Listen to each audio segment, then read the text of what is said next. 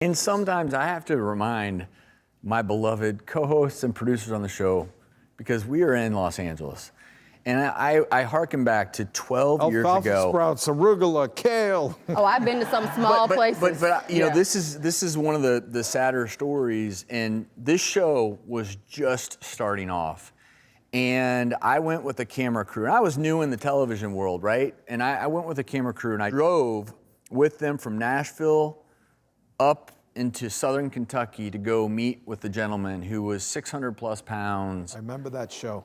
And he couldn't get out of bed. He couldn't get out of bed, and such a good person. And one of the things he said is, I don't know where to get a healthy meal here. Well, I was there all day, and when lunchtime came, someone went to the only store in town to get a meal, and there wasn't one option. And I remember the meal, I was starving. I remember the meal they brought back for me, and I remember thinking to myself, no wonder, you know, this poor individual here, and he's trying to do the right thing, but I can't find a healthy meal here.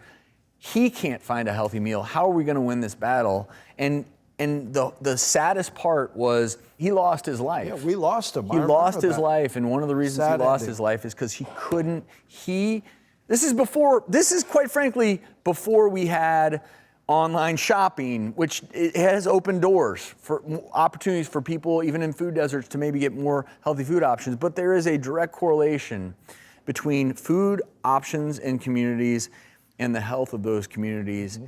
And if people want to make a change, they deserve the option to make those changes. And whether it's banning certain stores or not, I don't have those answers.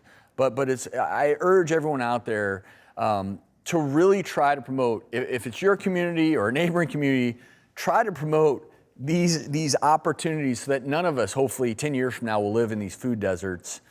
Sorry to go off on a diatribe. No, I like that, but bring healthy, affordable options. Don't say that a dollar store can't come to the community and then bring your $25 spinach to the community. Like, just make sure it's reasonable. And one last comment. And I mean this as well. One of the coolest things I've seen happen over the 12 years we've been hosting the show is certain communities that were considered food deserts.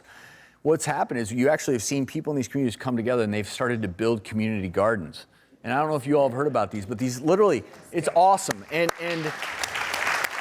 they are building community gardens for themselves, and they're growing fresh produce, fresh vegetables, and they're doing it as a community, and it's a really cool thing. It's like a co-op, and in certain communities, maybe the church is at the lead of it, maybe a health clinic. And we can't forget that the best produce store and provider in the world is ground, right? Like, and heck, you can even put planters on your windowsill and grow fresh herbs. And so there's all sorts of things that you can do.